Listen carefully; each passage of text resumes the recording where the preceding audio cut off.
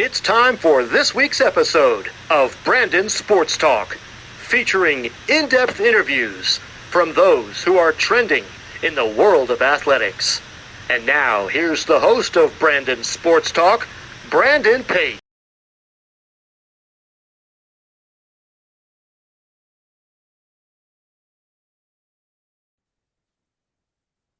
Welcome back to Brandon Sports Talk. In today's episode, I had the privilege of interviewing the Arizona Christians head men's volleyball coach, Coach Trent Bruns. How are you doing today?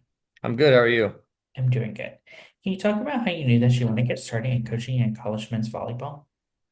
Yeah, to be honest, I was thinking that I wasn't going to do it at the start. I actually got a desk job for a little bit and realized, man, this is not ideal. And so going back to the roots of, sports, I ended up getting an opportunity to actually volunteer the first year at Arizona Christian, and that coach was planning on leaving.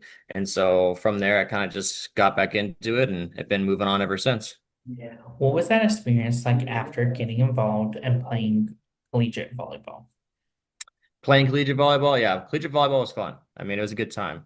I came from a really high-end club called Balboa Bay, and we won a lot. And then when I went to GCU, it was actually a newer program at the time, and so I actually had to go there and learn how to lose. And so we take all those experiences now from Balboa and from GCU, and then by my senior year, junior and senior year at GCU, we were definitely a lot better. We take all those experiences and kind of try to give the best experience to the guys now at ACU. But it was a great time. It's definitely one of those things where you look back and it's one of the best times of your life for sure.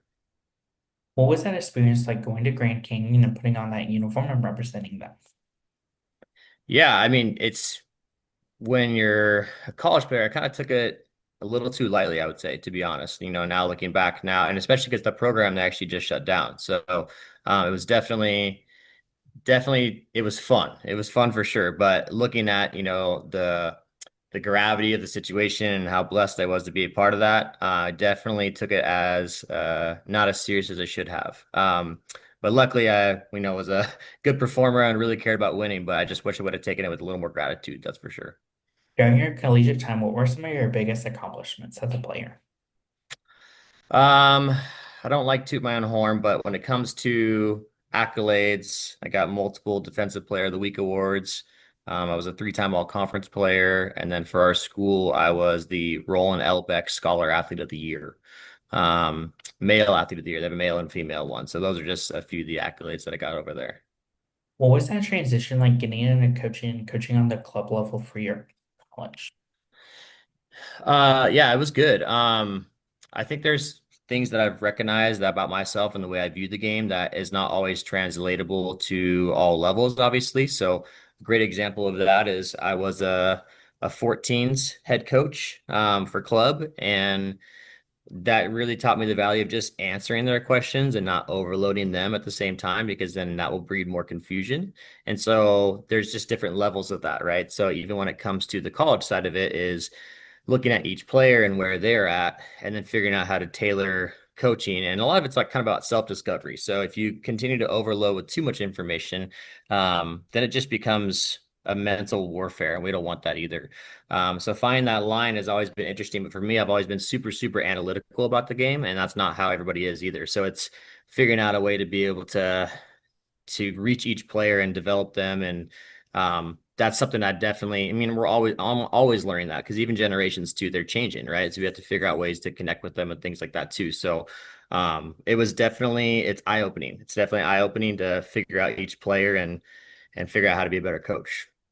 For you, what was that transition like going from the club level to the division level and coming to Arizona Christian? Yeah, club level. Um, And club level is kind of still some of the same. I coach for a club right now where they don't quite know a lot of the volleyball IQ around the game. So that's really what I'm trying to do. But some of that also means that they don't have some of the main fundamentals from the get-go. So some of the stuff that I'm trying to do, they can't necessarily accomplish just yet. So I'm actually next year looking at coaching a lower level due to that, to try to get some of the fundamentals and stuff in there moving forward. But what's nice about the college side of things is that they have a lot more of the base, or a lot more of the experience. And so that way you can really kind of develop some of the smarts around the game, which is like my most favorite part. I really love it. That's That's definitely where you win volleyball games because volleyball is a physical sport, but you can't touch the other side, right? So you have to outsmart them. It's kind of like a chess match. So that's been one of the fun things about coaching the college side of it is just the higher level and the higher expectations you can have. What was that experience like getting to step onto the court for Arizona Christian? It's continuing to build. I mean, right now I would say this, my first 2 years were kind of like addition by subtraction. Um, we had, a few players that were good, but they were not necessarily the best character people that we kind of separated from and found out it would be better for them to go separate ways. Volleyball is a very, very much a huge character driven sport. So if you're not a very good person, it's going to stick out pretty fast. And if the whole team is like that, it's usually not a big fan of that team is kind of the vibe that we get. But even with like ACU, for example, 2 years ago we were top 15 in the NAI and we beat the number one seed, the number four seed back to back, and we were on the edge of winning that whole year. We had a bunch of seniors.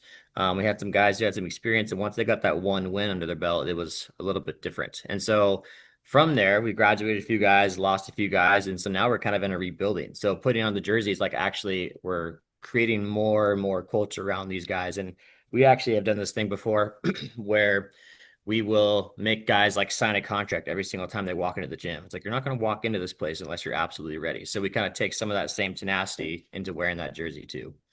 What is that experience like as a head coach getting to see them putting on that jersey for the first time versus the last time?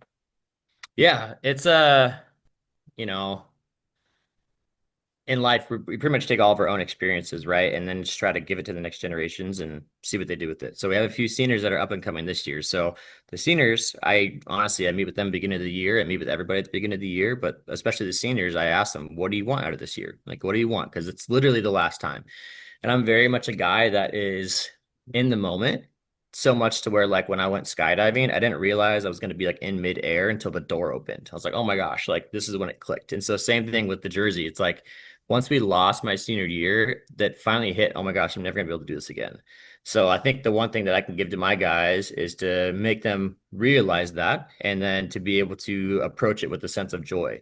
So for the seniors, it's very different than the freshmen. For the seniors, it's hey, you've done your time. Let's make sure that we, finish well and do things good. And for the freshmen, it's like catch up, catch up. Let's get this stuff moving. What do you guys want your experience to be like? Do you want to get some playing time? You need to watch some extra film. So it's a little bit different for each guy, but it's also one team. So we're all one team. We're all pushing for the same thing. Can you talk about, of course, the culture that you started to build for Arizona Christian? I'm sorry, say that one more time. Can you talk about the culture that you started to build for the program? Yeah. So culture for us is just simple commitment things, right? So for volleyball, you can make a good decision and the other team can make a good decision and we could still lose the point, right? There's a lot of things when it comes to volleyball where we need to control what we can control. So some of those things are obviously like attitude, effort, focus, film, added like just anything when it comes to our control. So for my guys, I don't really run my guys when it comes to like results driven things as much as I run them for you guys aren't ready for today. And that's a big issue. So that's kind of the same thing is that when it comes to putting on the jersey, when it comes to walking into our gym, you're not walking into our gym unless you're ready. And so that's the culture that we are trying to build is that we are here to win and we're going to do everything we can to win.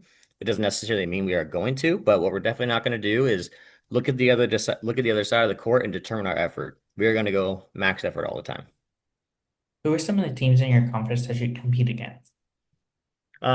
We are adding two new schools next year, but essentially it's four in Arizona and four in California. So the teams in Arizona are us, Benedictine, and Mesa. You have Park Gilbert and then Ottawa, Arizona.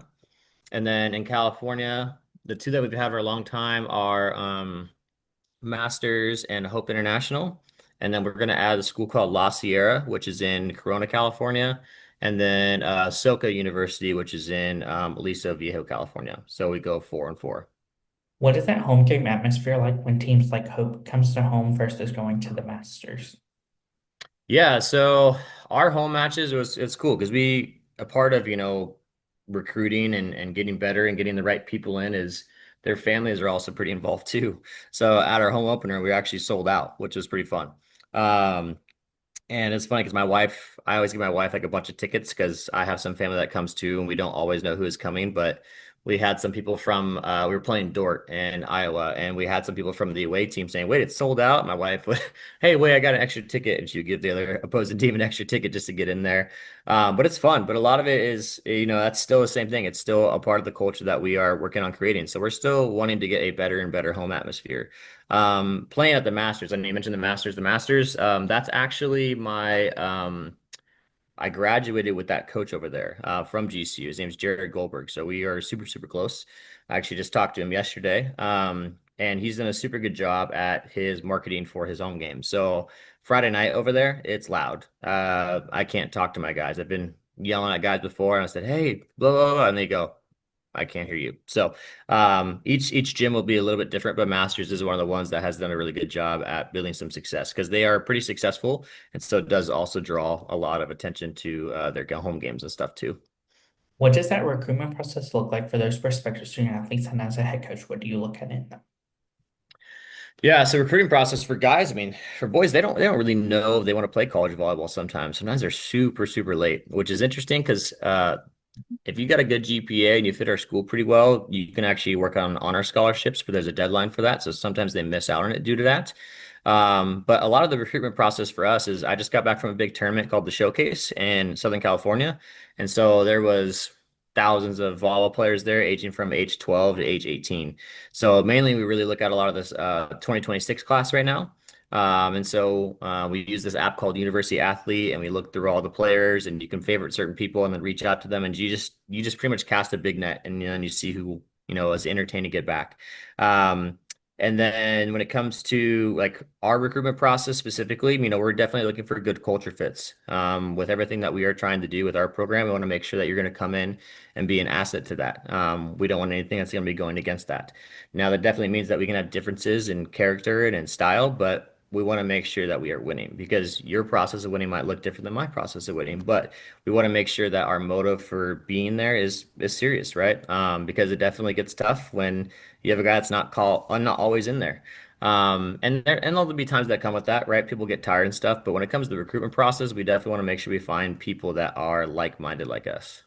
As a head coach, what is it like seeing those freshmen putting on that uniform for the first time and your seniors putting it on for the last time?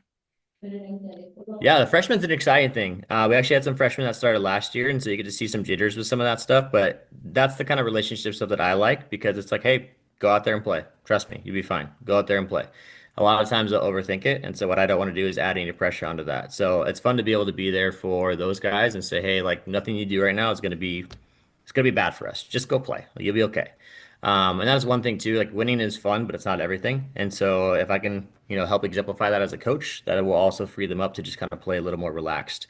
When it comes to them for the seniors, putting on the jersey again, it's the last time they'll do it. So a lot of it's more gratitude with them. It's just, hey, go out there and do your thing. Like I've known each other. I've known these guys long enough, right? They know exactly kind of what I'm looking for, and they know what to do. And so it's a lot more of a companionship with that. When it comes to me being a coach, I'm not an authoritarian coach. I don't want to do that. I will put my foot down when I have to, right? When the guys are kind of slacking off and stuff like that. But they know, like, if I wasn't going to show up at practice for a day, they would know how to handle themselves. And so, the seniors are just really responsible for that. And so when they put on the jersey, I'm like, yeah, you're ready. We're good. As a head coach, what is it like seeing those players going on and playing professional men's volleyball or getting into coaching? Yeah, it's cool. We had a player a few years back that coached high school, and me and him are kind of similar, and so we would butt heads in the practice gym. For me as a coach and him as a player, and then I watched him coach high school. And like I was saying before, it's when you have this like high level thought, but then you take it to a lower level, it's hard to figure it out. And I can still remember there was a time where his team was just not doing good at this high school tournament that I was attending, and he had his glasses on, and he just goes. Like really bad body language, and it was just funny. But you get to coach with these guys, and they start to realize some things that you tried to do as a coach, and so it's a fun time watching them coach. We haven't had anybody necessarily play professional just yet. We have a player that does play for like one of the VLA teams in the area. And he's super, super good. He actually was our first All-American. So he's good. He's a good guy. He actually does his own construction business and stuff now too. But it's cool to see everyone still stay in the game and still continue to grow it because we need good people in the men's side for sure. Of course, what are some of your future plans and goals for the program moving forward? Yeah, I mean, for us, obviously, conference championship is what we want to do. We had a lot of young guys on the floor last year, so hoping that, in the next 2, 3 years is something that we're really battling for. Obviously, we got to stay healthy. People got to stay at the program. Players are less and less likely to, I feel like, stay at school nowadays, and so sometimes that gets to be a challenge with dealing with some of those variables that you don't really control all the time. But ultimately, we want success, right? But success, in my mind, doesn't come at a sacrifice of culture and respect.